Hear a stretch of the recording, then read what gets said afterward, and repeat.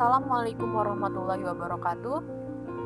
Di sini kami akan mempresentasikan hasil makalah dan diskusi kami selaku kelompok 11 terdiri dari 4 orang, yaitu saya sendiri, Indah Yunita selaku moderator, dan Alvindo Ramadan selaku pemateri pertama, Muhammad Kafa Mahardika selaku pemateri kedua, dan ada Irma Rianti selaku pemateri terakhir. Pertama-tama marilah kita panjatkan puji dan syukur atas kehadiran rahmat Allah Subhanahu wa taala telah melimpahkan sehingga kita diberikan kesehatan, sehingga kita bisa belajar bersama walaupun secara daring. Baik, Alvindo Ramadan sebagai pemateri dipersilakan. Saya akan melanjutkan materi selanjutnya. Materinya adalah kredit. Pengertian kredit. Kredit yaitu suatu kemampuan untuk melaksanakan sebuah pembelian atau mengadakan suatu pinjaman dengan sebuah janji dalam pembayaran akan dilaksanakan pada jangka waktu yang sudah disepakati. Yang kedua ada nisbah atau pinjaman. Mengenal nisbah atau bagi hasil perbankan syariah. Sebagaimana yang sudah Anda ketahui, perbankan syariah tidak menerapkan sistem bunga dalam aktivitas perbankannya. Bunga dianggap bagian dari riba dan haram dalam agama Islam. Sebagai gantinya, perbankan yang berlandaskan syariah ini menerapkan sistem bagi hasil atau nisbah yang menurut Islam sah untuk dilakukan. Mekanisme penghitungan bagi hasil menurut ekonomi Islam idealnya ada dua macam. Yang pertama ada profit sharing atau bagi hasil, di mana total pendapatan usaha dikurangi biaya operasional untuk mendapatkan profit alias keuntungan bersih. Atau yang kedua ada revenue sharing, yaitu laba berdasarkan total pendapatan usaha sebelum dikurangi biaya operasional alias pendapatan kotornya. Yang satu ada akad mudharabah. Dalam akad ini akan dijelaskan secara rinci beberapa bagian keuntungan yang akan diperoleh masing-masing pihak, yaitu bank dan nasabah, termasuk juga perjanjian kalau terjadi kerugian. Biasanya kerugian yang dilakukan nasabah akan ditanggung oleh nasabah itu sendiri. Yang kedua ada akad musyarakah. Akad musyarakah merupakan perjanjian kerjasama antara dua pihak atau lebih untuk suatu usaha tertentu, baik bank atau pihak yang terlibat sama-sama mengeluarkan modal dengan porsi yang sama dan akan menanggung resiko secara bersama-sama juga. Yang ketiga ada Islam dan kredit. Sebagai contoh, ada orang yang menjual rumah seharga 100 juta apabila dibayarkan tunai, kemudian dia menawarkan untuk pembayaran secara kredit selama 5 tahun dengan total pembayaran 150 juta. Kemudian si pembeli mengambil penawaran tersebut dan melaksanakan transaksi dengan penjual, maka kredit di sana hukumannya adalah diperbolehkan. Yang B, Bank Pengkreditan Rakyat. Bank Pengkreditan Rakyat (BPR) adalah bank yang melaksanakan kegiatan usaha secara konvensional atau berdasarkan prinsip syariah yang kegiatannya memberikan jasa dalam lalu lintas pembayaran. Berikut usaha yang dapat dilaksanakan oleh BPR. Yang pertama, menghimpun dana dari masyarakat dalam bentuk simpanan bunga berupa deposito berjangka, tabungan, dan atau bentuk lainnya yang dipersamakan dengan itu. Memberikan kredit. Yang ketiga, menyediakan pembiayaan dan penempatan dana berdasarkan prinsip syariah sesuai dengan ketentuan yang ditetapkan oleh Bank Indonesia. Yang keempat, menempatkan dananya dalam bentuk sertifikat Bank Indonesia, deposito berjangka, sertifikat deposito, dan atau tabungan pada bank lain. Sekian pemaparan materi dari saya. Assalamualaikum warahmatullahi wabarakatuh. Nama saya Muhammad Kafa Mahardika. Di sini saya akan melanjutkan presentasi dari kelompok 11 bab 28 tentang koperasi. Pertama A, pengertian koperasi. Koperasi adalah badan usaha yang beranggotakan orang seorang atau badan hukum koperasi dengan melandaskan kegiatannya berdasarkan prinsip koperasi, sekaligus sebagai gerakan ekonomi rakyat atas asas kekeluargaan. Syarat yang kedua B, syarat-syarat pendirian koperasi. Yang pertama, syarat koperasi primer. 2. Rangkap akta pendirian koperasi bermaterai. 2. Berita acara rapat pendirian koperasi. 3. Surat bukti penyetoran modal. 4. Rencana awal kegiatan. Yang kedua, syarat koperasi sekunder. hasil berita acara rapat pendirian. Yang kedua, keputusan pengesahan badan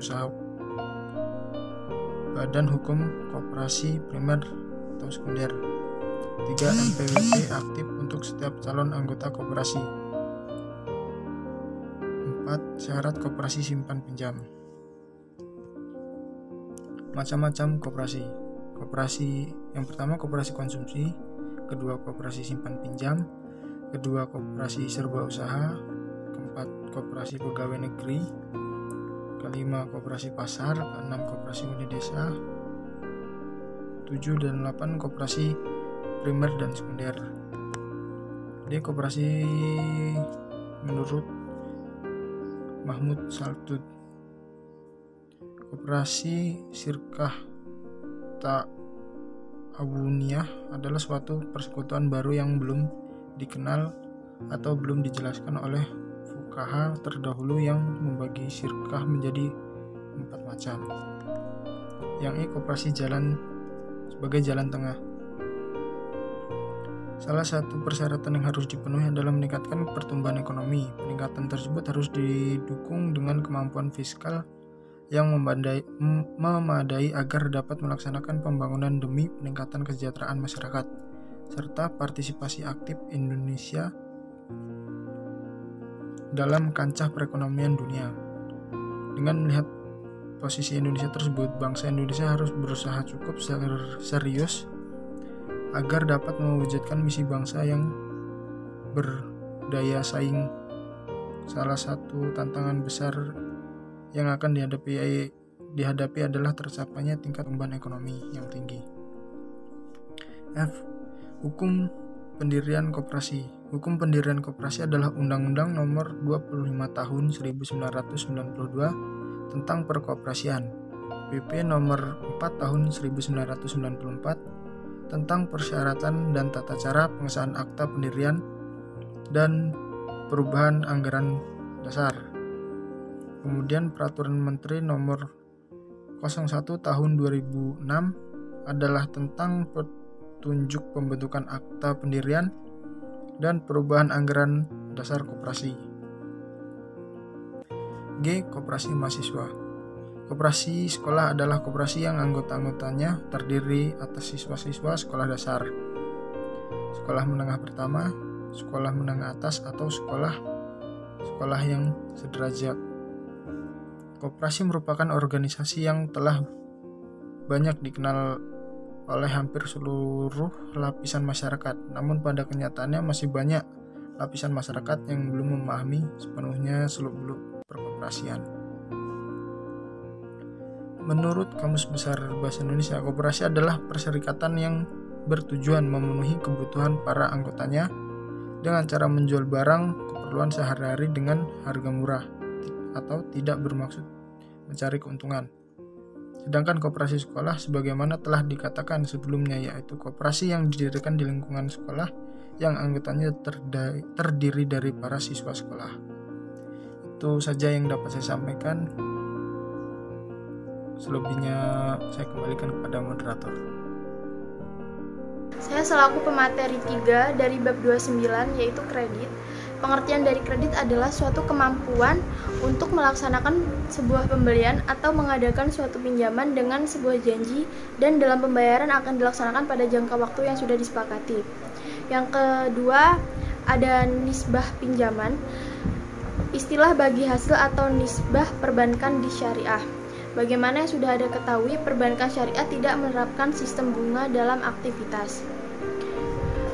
Materi yang pertama ada akad mudharabah. Dalam akad akan dijelaskan secara rinci berapa bagian keuntungan yang akan diperoleh masing-masing pihak, yaitu bank dan nasabah, termasuk juga perjanjian kalau terjadi kerugian. Biasanya kerugian yang dilakukan nasabah akan ditanggung oleh nasabah itu sendiri. Sementara jika bank yang melakukan kesalahan, maka yang akan bertanggung jawab adalah pihak bank. Yang kedua ada akad musyarakah. Akad musyarakah merupakan perjanjian kerja sama antara dua pihak atau lebih untuk suatu usaha tertentu. Baik bank atau pihak yang terlibat sama-sama mengeluarkan modal dengan porsi yang sama dan akan menanggung resiko secara bersama-sama juga. Yang C ada Islam dan kredit. Sebagai contoh, ada orang menjual rumah seharga 100 juta. Apabila dibayarkan tunai, kemudian dia menawarkan untuk pembayaran secara kredit selama 5 tahun dengan total pembayaran 150 juta. Yang D, ada Bank Pengkreditan Rakyat. Bank Pengkreditan Rakyat atau BPR adalah bank yang melaksanakan kegiatan usaha secara konvensional atau berdasarkan prinsip syariah, yang dalam kegiatannya tidak memberikan jasa dalam lalu lintas pembayaran. Usaha-usaha yang dilakukan oleh BPR yang pertama, menghimpun dana dari masyarakat dalam bentuk simpanan berupa deposito berjangka, tabungan, dan atau bentuk lainnya yang dipersamakan dengan itu. Yang kedua, memberikan kredit. Yang ketiga, menyediakan pembiayaan dan penempatan dana berdasarkan prinsip syariah. Yang terakhir ada menempatkan dananya dalam bentuk sertifikat Bank Indonesia atau SBI. Sekian, terima kasih.